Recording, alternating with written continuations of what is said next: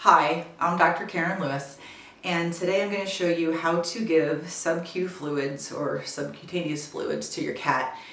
If your cat, the most common reason is if your cat has kidney failure, it's usually an older cat, and your veterinarian probably suggested you do this at home. Your veterinarian is going to suggest different frequencies, different amounts of fluid to give, so whatever your vet suggested, do. I'm going to demonstrate in a cat later, but the most important thing before you even get your cat out is to get set up, because once you have your cat out, you got about a few seconds there before they start wondering what's up.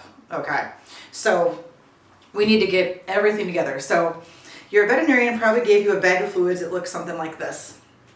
So if you have a friend or somebody in the era of COVID-19, someone who lives with you, you can have them be the squeezer.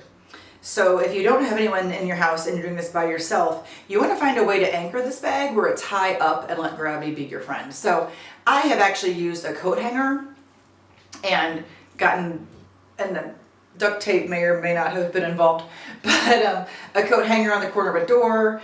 I'll sit on the floor and hang it with a door handle, but you want it to be high up, because if it's the same level or near the same level as the cat, you don't have that much of a differential and the fluid's not going to go in. So I've had people hang it like, oh my gosh, from ceiling fans, which apparently is not according to manufacturer's directions, but you want it to be high, like a couple feet at least, okay? But in my case, I have a technician who can be my person, and she will be squeezing the bag once we get it in. So anyway, get that plan in place first. Ideally, you want the bag of fluids to be warm. Would you want cold fluids running on your back? No. So you cannot microwave this once this line is on, okay? Because this fluid in here gets incredibly hot and will injure you and your cat, okay? So no microwaving.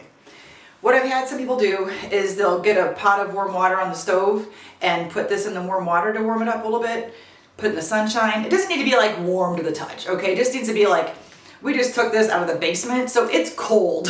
So we're actually laying this across our heater vent on the floor. And if your heater vents are on the floor, that's a great way to warm up the fluids too. And again, we're not looking for this to feel warm, just to not pick it up and have it be like, ooh, it's cold. Okay, realize cats' temperatures are like us. We're close to 100 degrees, you know, so anything less than that's gonna feel pretty chilly. So next step is the needle. Again, we don't even have the cat yet. We're just getting ready still.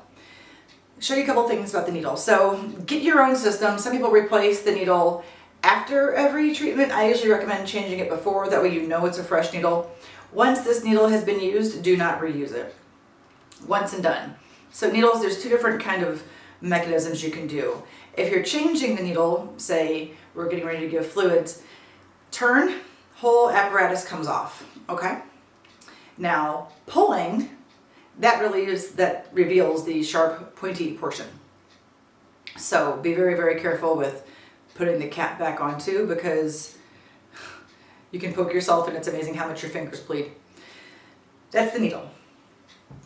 Hopefully your veterinarian got this all set up for you where there's fluid inside here, okay? But check for that. If there's not, I'll show you how, but like there should be fluid in here, and there should be a little space here too that we want.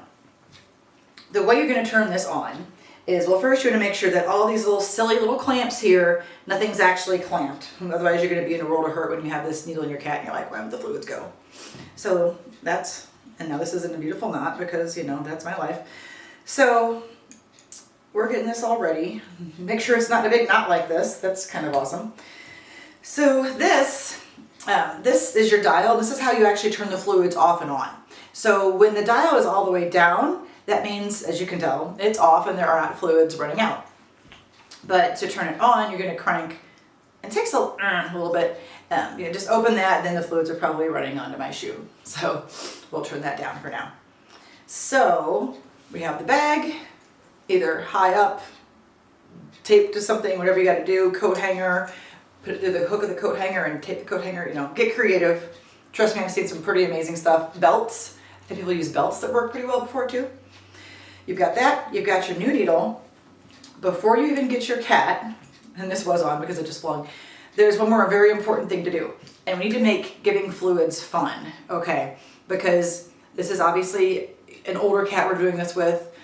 the last thing we want is for them to see you get the fluids out and they run and hide. If this is adversely affecting your relationship in any way, we need to talk about maybe different ways to do this.